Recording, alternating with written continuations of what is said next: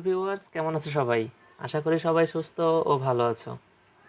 পূর্বের ক্লাসগুলোতে আমরা শিখেছিলাম নবম দশম শ্রেণীর অনুশীলনী 9.1-এর 6 নং থেকে 15 নং ম্যাথের সমাধান। আজকে আমরা শিখব 16, 17 এবং 18 নং ম্যাথ কিভাবে সমাধান করতে হয় এবং কিভাবে বুঝবে যে কখন কোন সূত্র অ্যাপ্লাই করতে হবে সেই বিষয়ে বিস্তারিত। তো চলো দেরি না করে ক্লাসের মূল অংশে যাওয়া যাক। দেখো, প্রথমেই 16 নং ম্যাথে বলা হয়েছে 10a divide by sec plus 1 minus sec minus 1 divide by 10a equal to 0 প্রমাণ করতে হবে। 0 কখন আসবে? যখন আমার সম্পূর্ণ হয় ওপরেরটা 0 হয়ে যাবে, কারণ ওপরে যখন আমার মান 0 হয়ে যাবে তখন নিচের অংশ দিয়ে যদি আমি ভাগ করি, অর্থাৎ 0কে আমরা যা দিয়েই ভাগ করি না কেন অ্যান্সার কিন্তু 0 আসবে। আদারওয়াইজ বিয়োগ করে যদি বিয়োগফল 0 আসে তাহলে অ্যান্সার 0 আসবে। কারণ আমরা কি জানি, উপরে নিচে কাটাকাটি করলে 1 আসে, কিন্তু বিয়োগ করলে আসে কি 0। মানে আমার কাছে মনে করা আছে 2 টাকা, আমি 2 টাকা দিয়ে দিলাম, তাহলে আমার কাছে কয় টাকা থাকবে? 0 টাকা থাকবে বা 1 টাকাও থাকবে না। বিষয়টা এরকম। তো দেখো, আমি পূর্বের ক্লাসে একটি নিয়ম বলেছিলাম।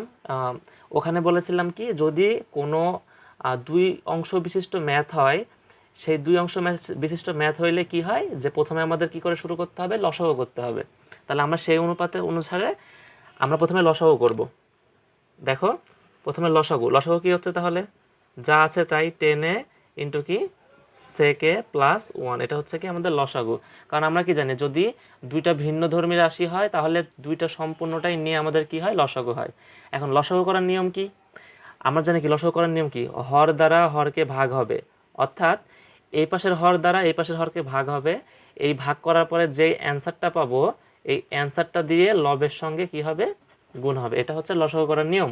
তাহলে দেখো, সেকে প্লাস 1 দ্বারা যদি আমি 10a ইন্টু সেকে প্লাস 1কে ভাগ করি তাহলে কী হচ্ছে দেখো তো?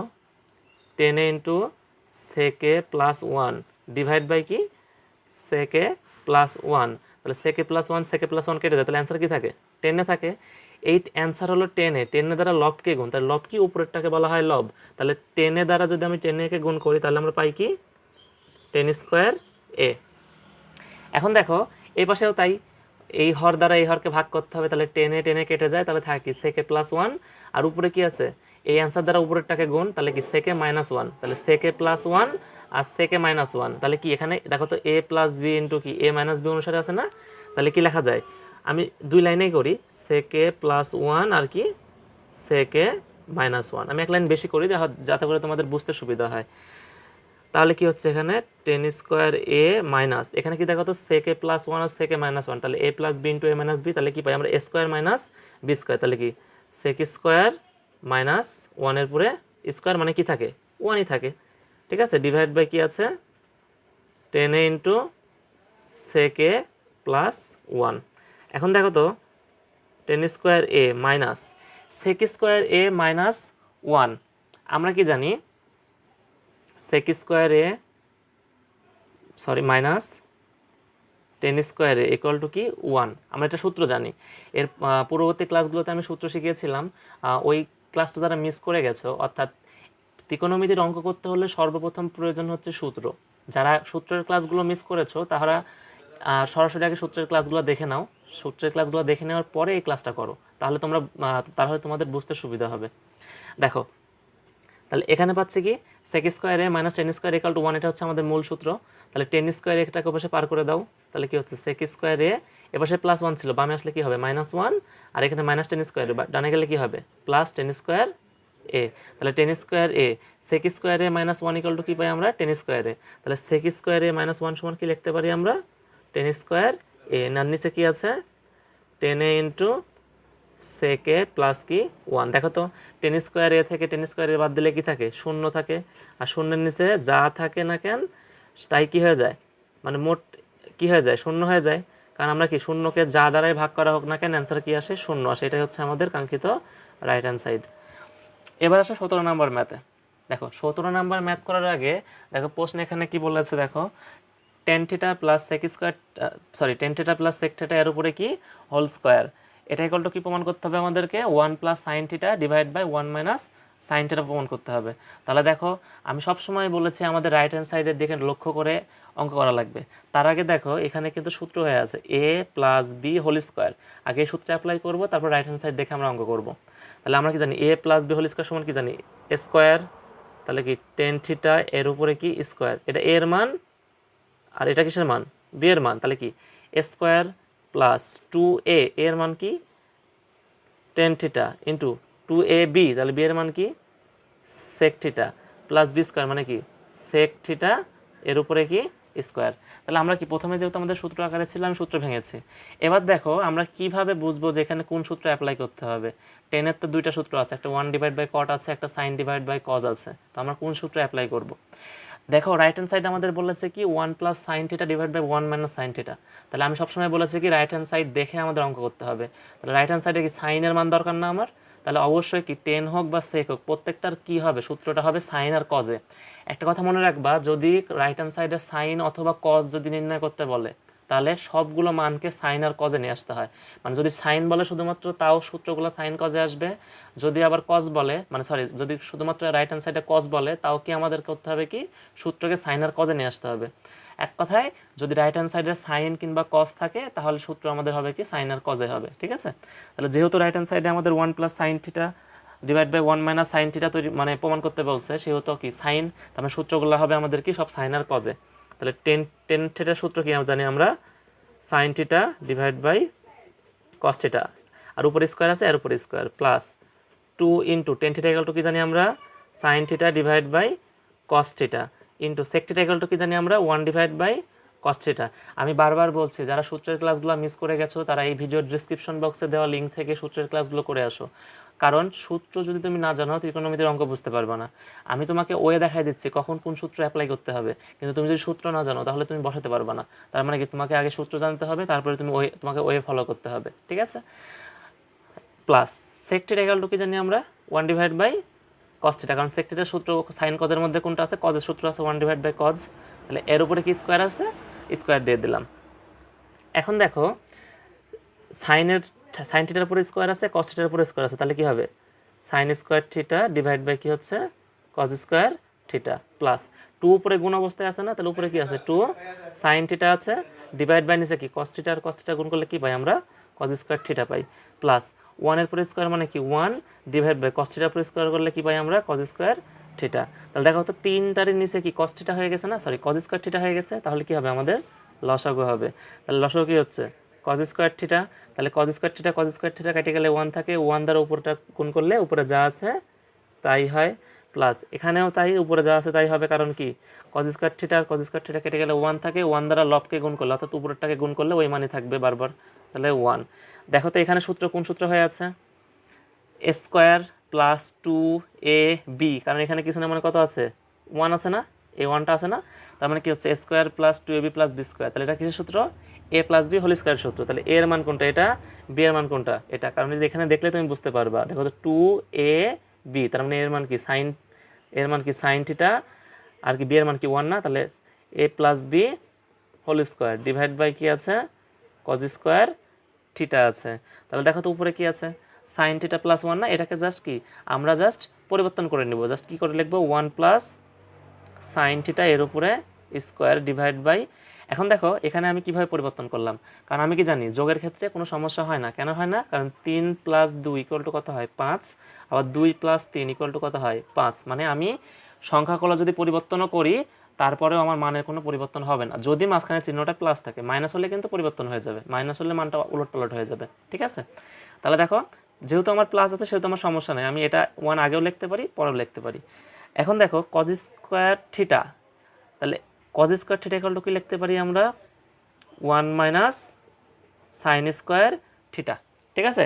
কারণ আমরা জানি কি sin square theta plus cos square theta equal to 1, এটা হচ্ছে সূত্র, মূল সূত্র। তাহলে আমার কি লাগবে cos স্কোয়ার থিটা এখানে যেহেতু আছে তাহলে cos স্কোয়ার থিটাটা রেখে দাও, cos স্কোয়ার থিটা, তাহলে 1 এর পাশে প্লাস sin স্কোয়ার থিটা ছিল, উপরে গেলে কি হবে মাইনাস sin স্কোয়ার থিটা, তাহলে অর্থাৎ কি পাচ্ছি cos square theta equal to কি লিখতে পারি আমরা 1 - sin স্কোয়ার থিটা। দেখো তো cos square theta equal to কি লিখছি আমরা 1 - sin স্কোয়ার থিটা লিখছি, ঠিক আছে। এখন দেখো এখানে দেখো উপরে কি আছে 1 + sin θ এরপরে স্কোয়ার, মানে 1 + sin θ কয়টা আছে দুইটা আছে, তাহলে আমরা কি কয়বার লিখতে পারি 1 + sin θ ইন্টু কি 1 + sin θ লিখতে পারি। ডিভাইড বাই, এখন দেখো নিচে কি আছে, নিচে আমরা পেলাম কি 1 মাইনাস সাইন স্কোয়ার থিটা, তার মানে কি 1-এর উপর কিছু না মানে কি স্কোয়ার করা যায় না, তাহলে কি হচ্ছে A square minus B square, সূত্র কি জানি আমরা স্কোয়ার মাইনাস বি স্কোয়ারের, স্কোয়ার মাইনাস বি স্কোয়ার সূত্র কি জানি আমরা square minus B square equal to কি জানি আমরা এ প্লাস বি ইন্টু কি এ মাইনাস বি।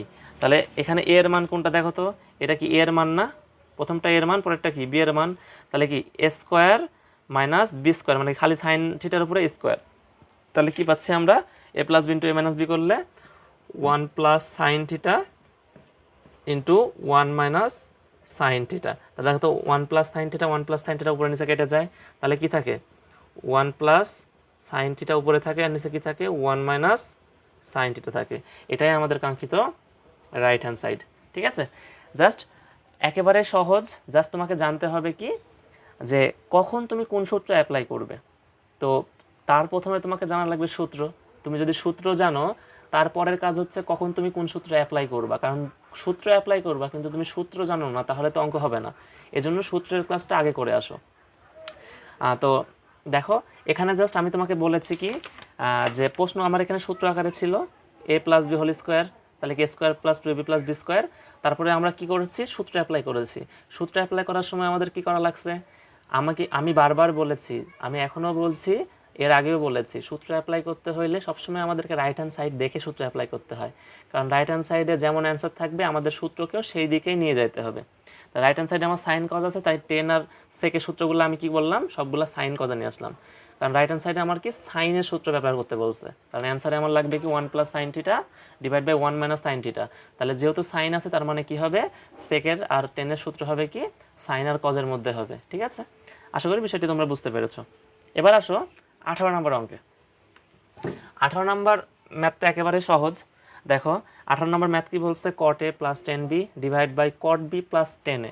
ঠিক আছে, ইকুয়াল টু কি প্রমাণ করতে হবে আমাদের cot a ইন্টু 10b প্রমাণ করতে হবে আমাদেরকে, তার মানে কি আমাদের প্রমাণ করতে হবে কি cot a ইন্টু 10b, তার মানে কি cot এর সঙ্গে আমার কি থাকতে হবে a থাকতে হবে আর 10 এর সঙ্গে কি থাকতে হবে b থাকতে হবে, তাই না?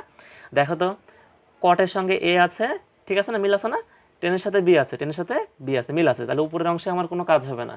এবার আসলে নিচের অংশে, নিচের অংশে কি আছে cot এর সাথে কি আছে b আছে না, তাহলে দেখো এখানে cot এর সাথে কি আছে আমার নিয়ে আসতে হবে, cot এর সাথে a নিয়ে আসতে হবে, তার মানে কি এখানে আমার পরিবর্তন হবে না, 10 এর সাথে a আছে কিন্তু আমার নিয়ে আসতে হবে কি 10 এর সাথে b, তার মানে নিচের অংশে আমার পরিবর্তন হবে।